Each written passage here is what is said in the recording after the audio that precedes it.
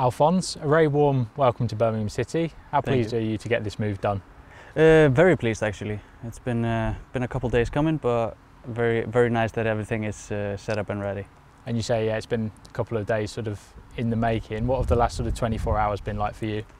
The last sort of 24 hours I was waiting for the go-ahead from the clubs that I could travel to here, so took the train all the way to Amsterdam and stayed at a friend's place a couple minutes from the airport, just ready to hop on a plane. And when the green light came, I traveled yesterday. I was traveling while the guys were playing, so unfortunately I couldn't see unless just the last bit of the game I could see, and then to the hotel, and today a long day of medical checks and everything, but here we are. Sounds like you were very well prepared, being sort of close to the airport to make the move. Why was it something that you wanted to do? No, I know Willemsson. We're both Icelandic and we grew up together.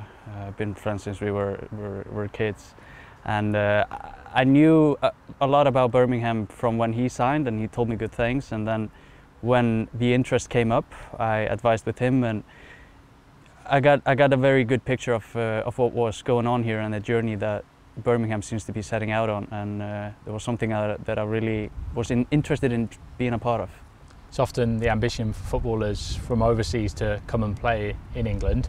I guess to do that with Willem being a teammate will be extra special by the sounds of it. Yeah, of course. That will be quite fun to play with your childhood friend, and it makes it extra special. But playing in England, playing in front of the fans here, like we hear rumors in Iceland that the fans in basically every league in England are good, and from what I saw yesterday, the fans here in Birmingham are top. And you'll be Chris Davis's 11th summer signing. What has the manager said to you ahead of making the move? Well, when we had a good chat, me and Chris, and I just really liked the idea and the kind of football that he wanted to play. He seems very decided on how he wants to play. His philosophy is set in stone, but also he's realistic and his ambitions are there. So I believe that he's a manager that can help me develop and help the team develop and reach the goals that Birmingham is setting for themselves. And you bring lots of experience playing in Europe, of course, in Iceland, Sweden, Norway, and the Netherlands. Could you just talk to us about those times? Well, yeah, like you say, I've been around Scandinavia and lastly in the Netherlands. So I've touched down in a couple different styles of football, styles of leagues. Like the Norwegian league is very closed off, quite tactical, and then you get to the Dutch one, and they're open and they want this Johan Cruyff 4-3-3 free-flowing football, and you kind of get to see different aspects of football, and it's helped me develop as a player. And I believe that playing in England could be a new step towards becoming a better player. And I just wanted to touch on your time at your second most recent club, Bodø Glimt in Norway, that you sort of just touched upon then. That was quite an historic time for them, playing in Europe, winning their first league titles. What are your memories of that?